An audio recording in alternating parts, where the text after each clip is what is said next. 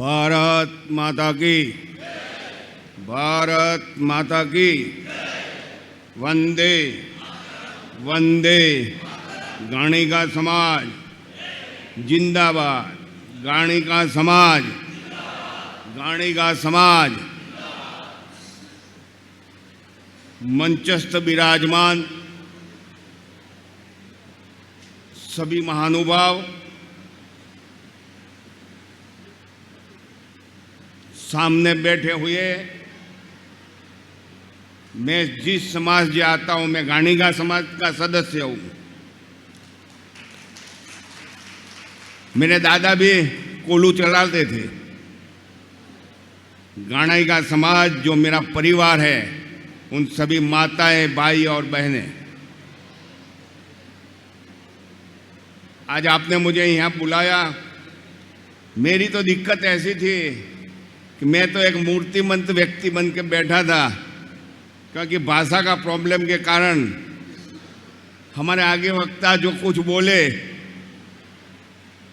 वो क्या बोले मुझे पता नहीं है।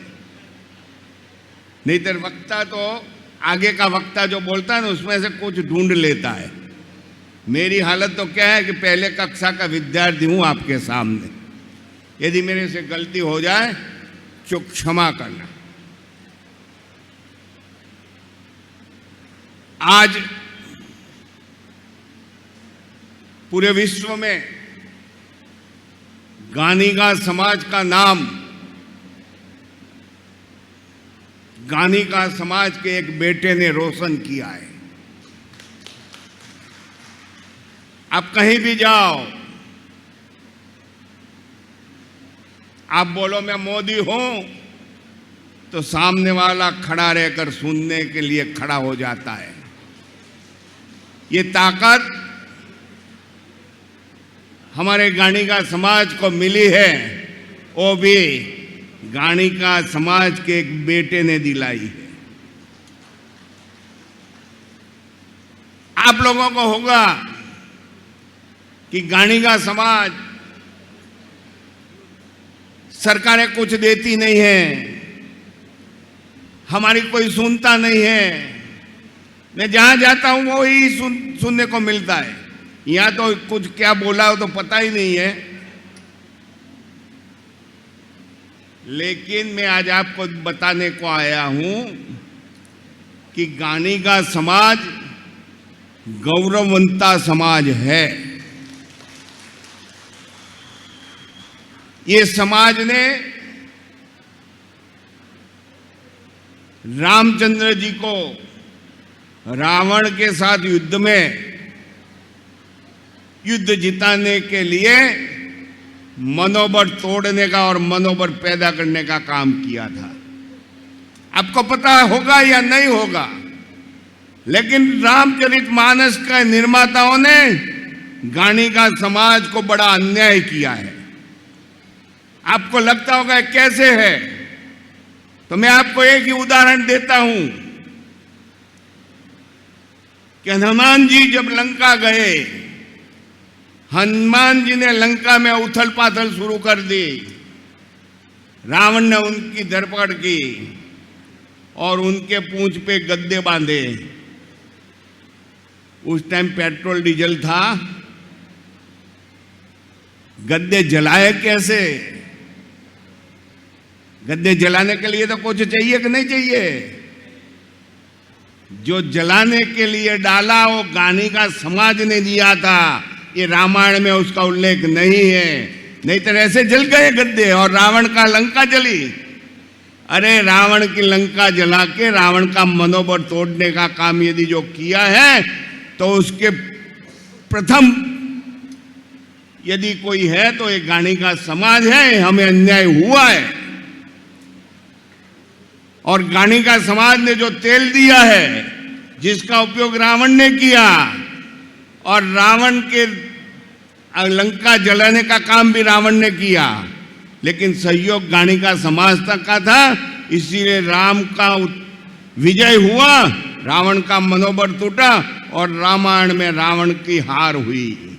ये गाणिका समाज का बड़ा उपलब्धि है। आपको लगता होगा गाणिका समाज, अरे इस देश को आजादी दिलाने वाला महात्मा गांधी, मुझे पता है कि चेन्नई में 89 में तुषार गांधी ने जाहिर सभा में कहा था, जो पोता लगता है गांधी जी का, कि हम तेली हैं। तो देश को आजादी दिलाने के लिए गांधी का समाज अग्रसर था और है। आज तुम्हारे गांधी का समाज जिस बेटे के जरिए देश में से भ्रष्टाचार नाबूद, सबका विकास, सबका विश्वास और सबका साथ लेकर पूरे विश्व में भारत का नाम रोशन कर रहा है, ये भी गांधी का समाज की उपलब्धि है। इसीलिए हमें नहीं सोचना चाहिए कि गांधी का समाज क्या है, कोई पूछता है, अरे सब पूछते हैं, लेकिन कमी हमारे में है, हम संगठित नहीं हैं। मैंने पूरा हिंदुस्तान का दौरा किया है, मुझे पता है पूरे हिंदुस्तान में गांधी का समाज यानी हम तेली 14 करोड़ से ज्यादा है। देश की आबादी का 10वां हिस्सा पाकिस्तान की आबादी से ज्यादा। क्या नहीं कर सकते हम? अरे हम कुछ भी कर सकते हैं देश के लिए,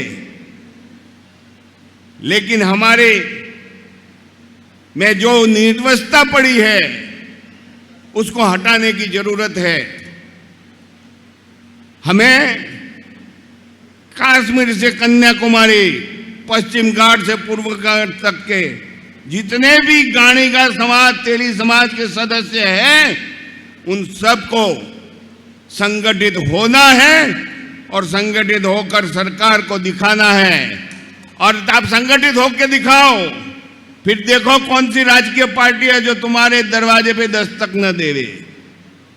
वो अपने आप आएगी तुम्हारे दरवाजे पे कि गांधी का समाज कहां है।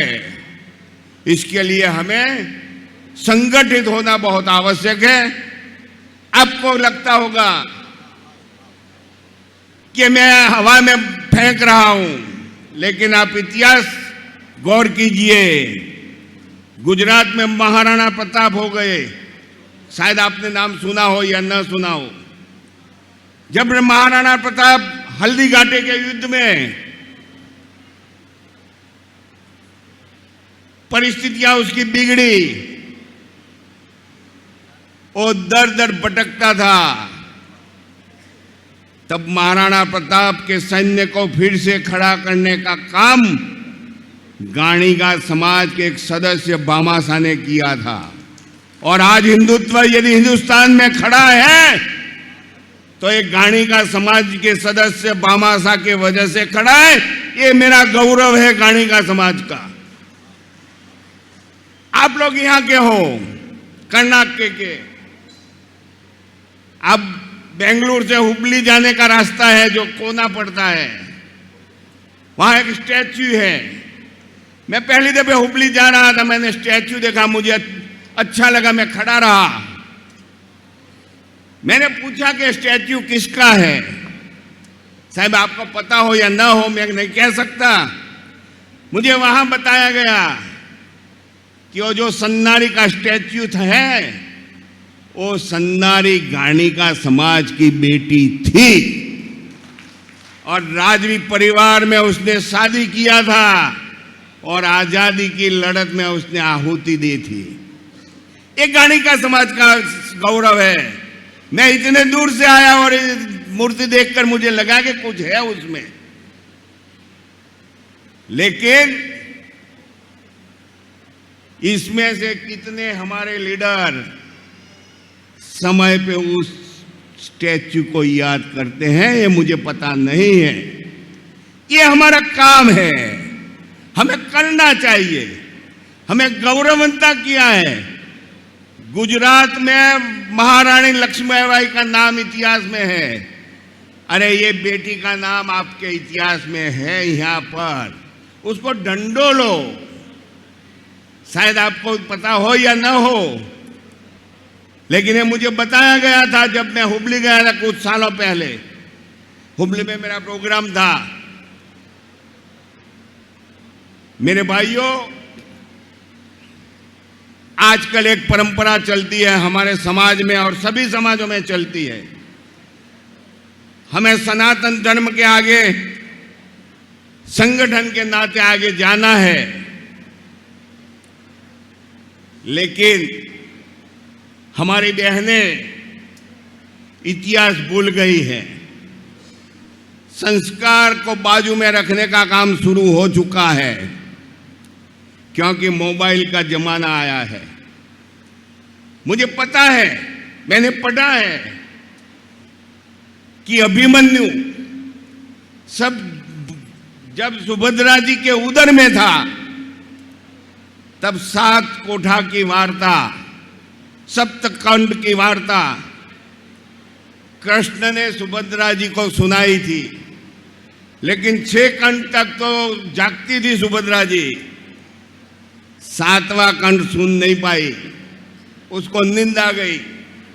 तो कृष्ण ने पूछा, बहन सो गई? तो उधर में बैठा अभिमन्यु ने बोला, नहीं मामा बोलो, मैं जागता हूं। मैं कहना यही चाहता हूं कि मेरी बहन है, मेरी माता है जो सगर्भा है। यदि समाज को अच्छा बनाना है, समाज को ताकतवर बनाना है, तो आप जब तक गर्भवती रहो तब तक मोबाइल का उपयोग मत करो। उसकी असर तुम्हारे गर्भ पे होती है, ये सनातन सत्य है। ये अभिमन्यु ने साबित करके दिखाया है। यदि हम इतना करेंगे तो आने वाले समाज में, आने वाले पीढ़ियों में हम एक सशक्त समाज को देंगे। यही मेरी कल्पना है। आज मुझे यहाँ बुलाया आप लोगों ने, इसीलिए मैं आपका ऋणी हूं। लेकिन मेरे तकदीर में आपके दर्शन का एक मौका था। ये बताना भी मेरे आवश्यक है कि मैं आपके सामने खड़ा हूं। मेरी 2 साल की आयु हुई है, ये 3रा साल आज से शुरू हुआ है। 2 साल पहले मार्च की 1 तारीख को मेरा किडनी ट्रांसप्लांट हुआ है। आज 2 साल खत्म हुए, फिर से मैं आपके आशीर्वाद के लिए आया हूं। आप आशीर्वाद दीजिए, मेरा आयु ऐसा ही लंबा होता रहे और मैं आपके बीच आता रहूं। धन्यवाद। भारत माता की।